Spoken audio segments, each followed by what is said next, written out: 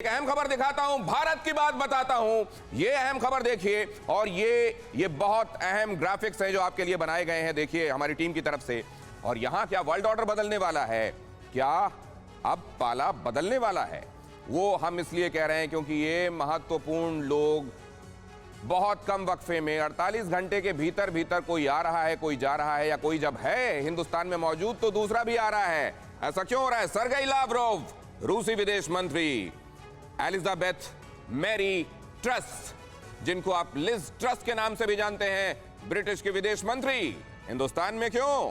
Dalip Singh, United states के deputy NSA, Hindustan क्यों आ रहे हैं? येंस पोल्टनर, जर्मन एनएसए, विदेश के मामलों में अपने चांसलर के सलाहकार, वो यहां आकर विदेश मंत्री के साथ मिलकर, विदेश सचिव के साथ मिलकर, एनएसए के साथ मिलकर हिंदुस्तान में क्या बात करके गए हैं? यहां यूक्रेन और रूस के बीच में जो कुछ चल रहा है, उस मामले की हलचल दिल्ली में क्यों दिखाई दे रही है? क्या दुनिया हिंदुस्तान की तरफ देख रही है? भारत चीन के रवैये से अमेरिका बेहद परेशान है, बेहद हैरान है।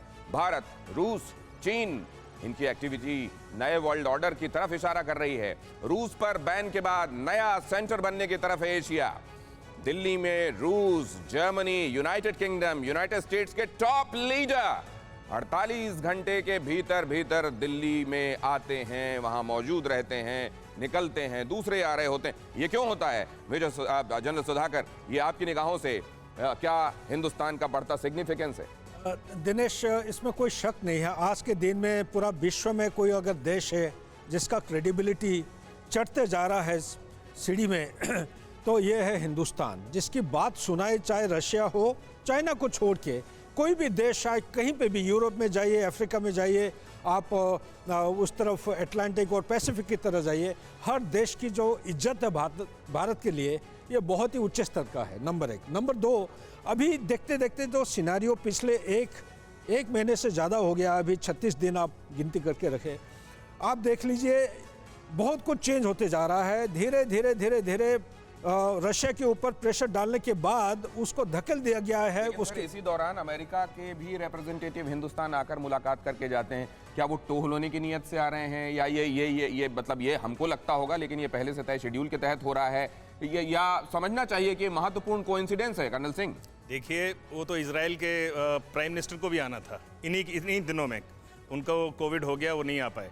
आप ये समझिए, जो मैंने पहले भी बताया, इतने सारे देश भारत के ऊपर दबाव डाल रहे हैं, और एक तरफ एक पक्ष है जो बोलता, इस भारत की सराहना करते हैं कि उन्होंने बहुत अच्छे तरीके से, बड़े बैलेंस्ड वे में इस क्राइसिस को हैंडल किया, और दूसरी तरफ वो चाहते हैं कि भारत का अगर साथ मिले तभी कोई बात आगे हो सकती है। लेकिन वहाँ चीन के भी विदेश मंत्री आते हैं, वो चाहते हैं कि अपनी तरफ हम लोग को ले जाना, एक चाहते वो एक लोगों का फुटफॉल बहुत कुछ दिखाता है। इस पर हम वापस लौटेंगे। परवाह देश की, सोमवार से शुक्रवार रात 10 बजे TV9 भारतवर्ष पर।